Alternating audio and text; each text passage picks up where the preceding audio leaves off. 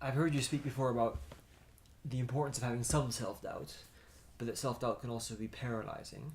Do you want to talk us through what you mean by those two? Yes, I think if you have no self-doubt at all, then you are probably quite a frightening individual. I think to not ever question where you're going, to question, the path you're taking, or indeed your abilities to do a particular thing, would be a strangely kind of self-deluding way to live. Most of us, I think, are aware of our own limitations, and it's important that we face up to them and understand them, and that's part of being human, I think. But sometimes self-doubt becomes so intense that it becomes paralysing, and we can become unable to function. And one sees that quite often. Sometimes people feel that they can't achieve, they can't do things. Everybody else is so much better than they are. And frequently the people who have those kind of feelings are the ones actually it shouldn't really apply to. And so having some confidence to go for it, we only have one life, and sometimes there are certain things we have to just try, either in our career path, in a research area.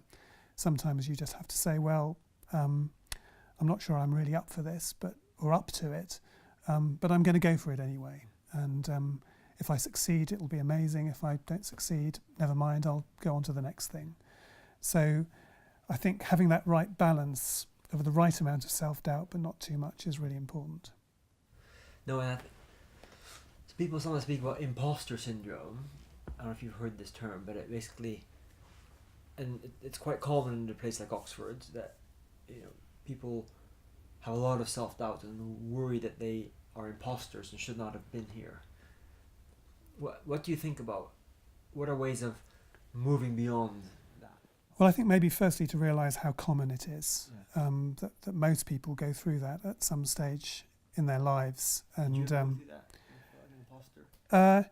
I think frequently it still affects me. I think I sometimes think, well, actually, why am I trying to tackle this problem? I mean, one of the areas I'm working on is is to try and understand superconductivity and really nail the origin of this. I mean, this is a problem people have been trying for more than 100 years.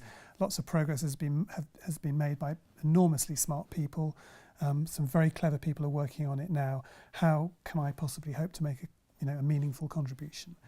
And I think if I thought that it was completely impossible and I was nowhere near up to it, then I'd abandon all hope. Well, in fact, I am doubtful, and one inevitably worries about one's own ability to succeed in these areas, but you go for it anyway.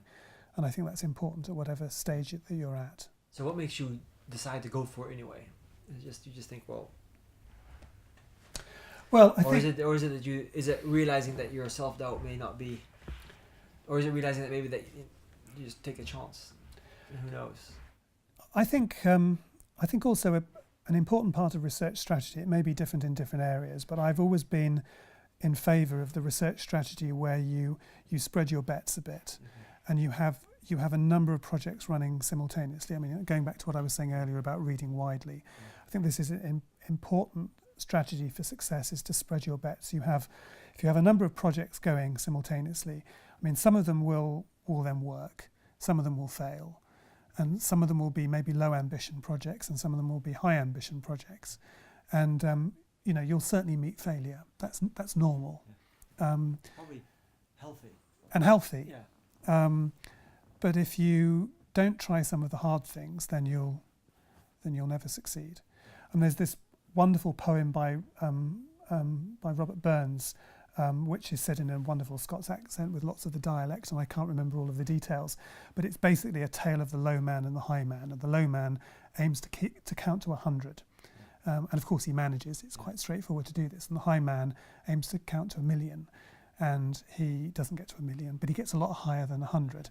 And of course this is said much more poetically, but I think there's an important lesson in that if you dream high, you may fail, probably will fail, but you'll achieve more than if you set yourself a very modest goal.